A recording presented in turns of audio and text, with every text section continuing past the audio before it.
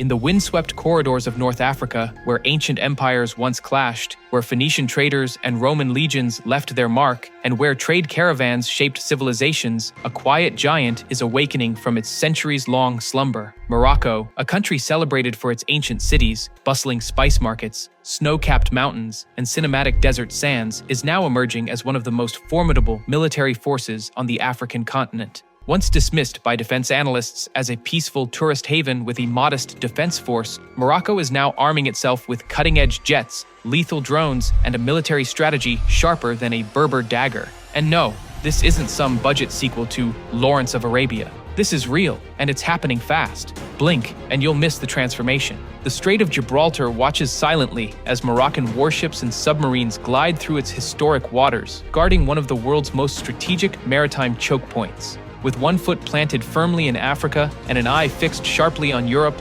Morocco is poised to be more than just a crossroads of trade. It's becoming a regional gatekeeper, a sentry at the door of two continents. Whoever controls Gibraltar's narrow waters holds the keys to the Mediterranean, the Atlantic, and beyond. And Morocco is upgrading its locks, adding biometric scanners, security cameras, and probably a very polite customs agent just for good measure. For centuries, Morocco's geography has made it a prize for empires and a pivot in global trade networks. Nestled at the junction of Europe, Africa, and the Atlantic, Morocco controls access to the Strait of Gibraltar, a narrow passage through which over 100,000 ships pass every year. If you're a global shipping company, Morocco isn't just on your radar, it's the radar. Pirates, merchants, navies, and now warships have all recognized the strategic value of this slender passageway where continents almost kiss. From the days of the Almoravids, the Saadians, and the Wattasids, Morocco has flexed its military muscle when needed, often punching above its weight against Iberian powers, Ottoman ambitions, and Saharan tribal coalitions.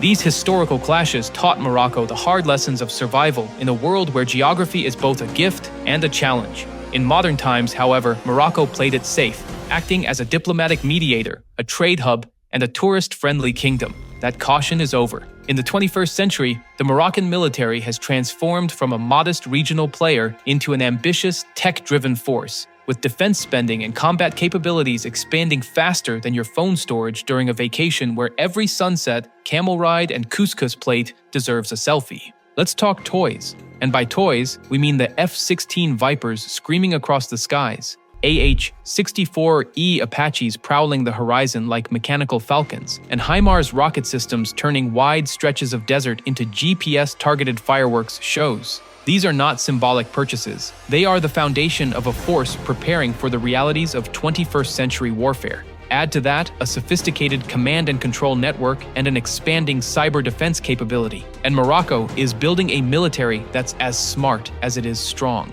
Morocco's defense shopping spree also includes Turkish Bayraktar TB2 drones and Israeli-made Harop loitering munitions, blending American, Turkish, and Israeli technology like the world's most dangerous tech startup. Add to that homegrown armored vehicles, indigenous rifle production, and a rapidly growing drone industry, and you're looking at a country that no longer needs to window shop for its defense needs. It's making its own merchandise, complete with a Made in Morocco stamp that might make some European manufacturers sweat and some neighbors lose sleep. The Moroccan military-industrial complex has been structured into zones across key cities like Casablanca, Rabat, and Tangier. These aren't just factories, they are entire ecosystems with supply chains, R&D hubs, university partnerships, and workforce training centers. Here, engineers work side by side with military planners and foreign consultants, creating not only weapons, but an enduring industrial base. This isn't just about assembly lines, it's about creating an ecosystem where Morocco controls its military destiny. The goal? Defense autonomy, and maybe one day making Algeria, its longtime rival, very, very nervous, or at the very least, very, very respectful. Follow the money and the picture gets even clearer. Morocco's defense budget has surged to a whopping $13 billion, a number that dwarfs its previous allocations and sends a clear message. Morocco is serious. This is a country where the military once operated on a budget smaller than some football teams. Now it's in the big leagues. And unlike some nations, Morocco is spending smart, prioritizing quality over quantity, versatility over vanity. Globally, Morocco sits at 59th in military power rankings, not exactly at the top of the leaderboard, but steadily climbing, with clear intentions to punch far above its weight. In regional terms, it's already a heavyweight contender, second only to Algeria in North Africa, but closing that gap year by year. If defense budgets were poker hands, Morocco just went all in, and it's bluffing no one. Algeria sees the bet, Europe watches with interest, and even the Gulf states are taking notes, and the spending isn't slowing down. Future procurement plans reportedly include new naval frigates, expanded satellite capabilities for reconnaissance, and state-of-the-art electronic warfare platforms. Morocco is also exploring new missile defense systems, hypersonic tech partnerships, and secure battlefield communication networks. These are the kinds of capabilities that make potential adversaries take a second look and then rethink their life choices. You know what makes a good military great? Friends. And Morocco's friend list reads like a who's who of global defense heavyweights. As a major non-NATO ally of the United States, Morocco regularly trains with American forces, honing its capabilities against cutting-edge threats. It partners with Israel on advanced tech projects, coordinates with France on joint exercises, and swaps intelligence with Turkey like it's trading rare Pokemon cards. Only these cards can fly, shoot, and gather electronic surveillance data. And unlike some alliances built on paper promises, these relationships are tested regularly in joint exercises and technology transfers. Exercises like African Lion bring together thousands of troops from multiple nations, testing Morocco's ability to lead and coordinate in multinational operations. In a region rife with instability, Morocco is emerging as the calm center of the storm, or at least the one with the biggest umbrella, the sharpest drone swarm, and probably the only one with an in-house tech support hotline. Morocco's role as a peacekeeper and counter-terrorism partner has earned it a seat at key international tables. Whether in UN missions or bilateral defense summits, Rabat is no longer content to be a silent observer. It's leading, proposing initiatives, and offering African solutions to African problems. And in doing so, it's proving that Africa doesn't just need help from abroad. Sometimes it can be the one offering help to the world. Morocco's military might is no longer a mere regional curiosity. It's a cornerstone of continental security. The country plays a crucial role in counter-terrorism operations across Africa, leading coalitions against extremist groups from the Sahara to the Sahel. Its peacekeeping forces are often deployed to stabilize volatile regions, while its intelligence services, praised globally, have thwarted terror plots not only in Morocco, but across Europe and the Middle East. As Islamist insurgencies and transnational criminal networks expand their reach, Morocco's forces are often first on the ground, sharing critical intelligence and deploying elite units. This proactive approach keeps threats far from Moroccan soil and from the shores of Europe. The annual African Lion exercise isn't just a flex, it's a masterclass in multinational coordination. Morocco isn't just defending itself, it's helping to defend a continent. Like a regional sheriff, it's enforcing order in a neighborhood where chaos often lurks around the corner. Thousands of troops from the US, Europe, and Africa gather in Morocco's deserts, mountains, and coastlines to rehearse scenarios ranging from amphibious assaults to cyber defense drills, peacekeeping missions to urban warfare simulations. Few African nations can organize such complex, multinational exercises. Morocco does it yearly, and each year it grows larger in scale and scope. Beyond the battlefield, Morocco has embraced a mentorship role, providing training to West African forces in desert warfare, supporting fragile governments with counter-radicalization programs, and helping build intelligence-sharing platforms that now connect capitals from Dakar to Cairo, from Niamey to Tunis. Morocco's approach is holistic. It addresses not only immediate security threats, but also the socio-political roots of instability. What's more impressive than buying top-tier drones, building them, and selling them? Morocco is the only country in Africa with a factory producing spy, kamikaze, and attack drones, creating an industry that's attracting foreign investors and showcasing African technological innovation on a global scale. And it's not stopping at drones, armored vehicles, advanced electronics, secure communication systems, satellite components, and even missile guidance systems are starting to roll off Moroccan assembly lines. Factories in Tangier are assembling next-gen surveillance platforms that rival those of Western nations, while workshops outside Rabat prototype modular armored personnel carriers designed specifically for desert and urban operations. This isn't just assembly work, it's engineering at the cutting edge. Morocco aims to move from licensed production to fully indigenous design, creating homegrown intellectual property that will make the kingdom a net exporter of defense technology. It's like Silicon Valley. If Silicon Valley wore combat boots, spoke Arabic and French, and was surrounded by desert instead of overpriced coffee shops, Unlike some countries that rely on foreign consultants to run the show, Morocco is nurturing its own cadre of engineers, cyber defense analysts, and systems integrators who are already developing proprietary battlefield solutions tailored to Morocco's needs. Morocco's proactive approach is a model for emerging economies grappling with extremism.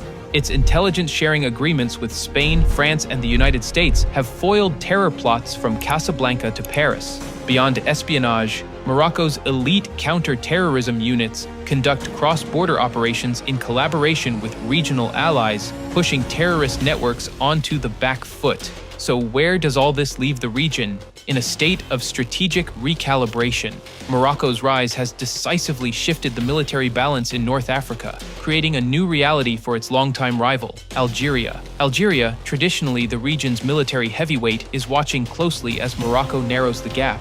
The Western Sahara dispute remains the primary flashpoint, but now the stakes are higher.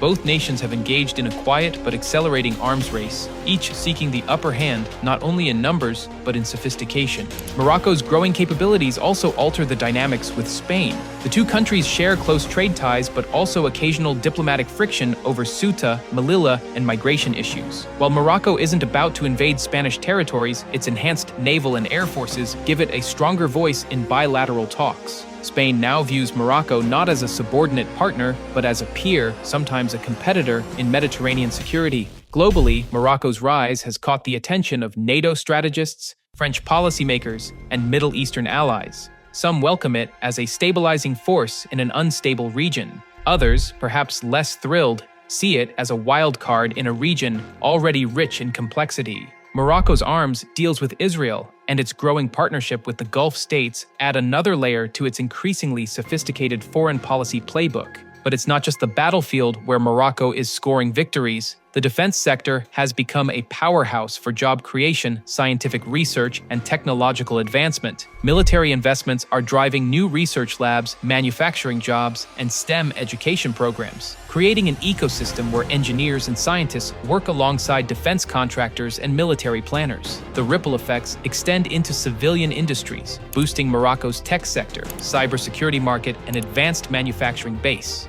It turns out the road to economic growth sometimes runs through a military-industrial complex. Who knew?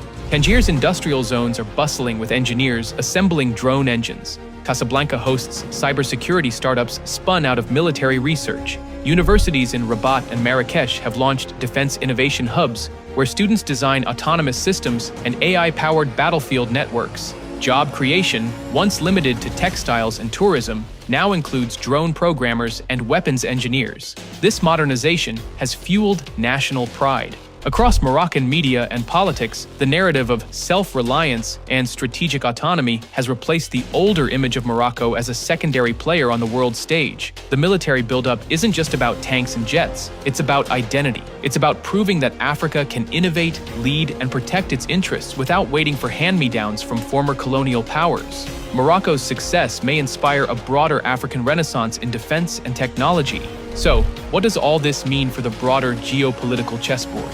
For the United States, Morocco is a reliable beachhead for North Africa, a stable partner in a region where stability is in short supply. For NATO, it's a strategic ally guarding the western flank of the Mediterranean. For France and Spain, it's both a partner and a competitor, a nation that can help keep jihadist threats away from Europe's doorstep, but that also insists on playing by its own rules. In the Middle East, Morocco is quietly aligning with Israel and the UAE, positioning itself as a new center of gravity in North African affairs. For Africa, Morocco is positioning itself as the continent's technological and military leader, a role once unimaginable, now increasingly inevitable. As other African nations take note, Morocco's defense industrial model could spread, creating a more self-reliant and interconnected African security landscape. But make no mistake, the rapid rise of Moroccan power changes the regional balance. It creates new opportunities for cooperation and new risks of confrontation. It raises questions about arms races, alliance shifts, and whether other African nations will follow Morocco's lead toward defense autonomy.